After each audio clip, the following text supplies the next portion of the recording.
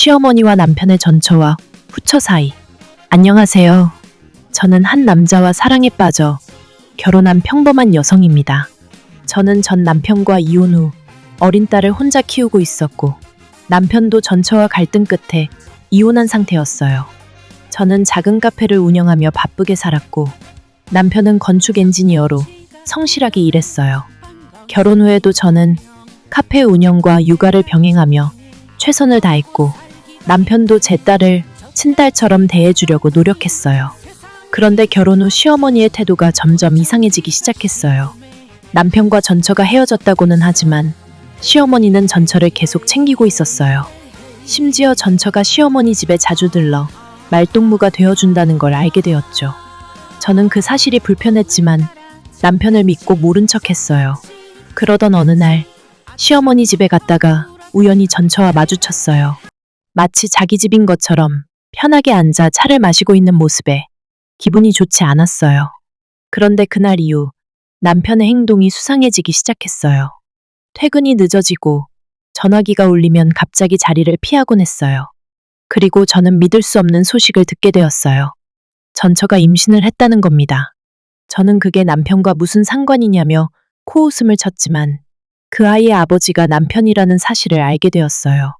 전처가 힘들다며 남편에게 도움을 요청했고, 잠깐 만났던 게 실수로 이어졌다는 겁니다.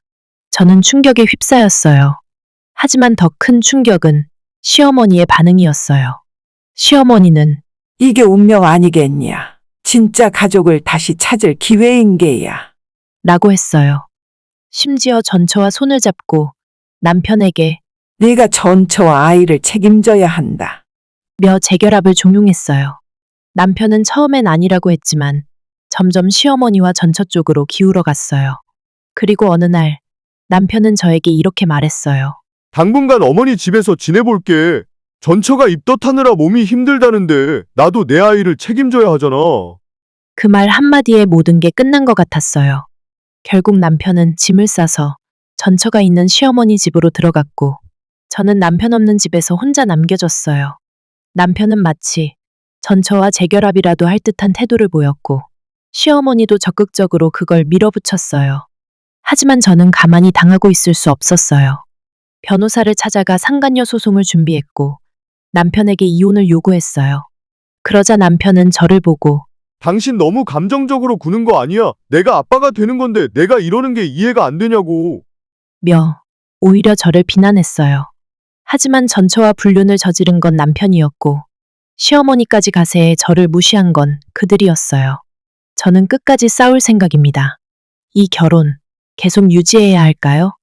여러분이라면 어떻게 하시겠어요?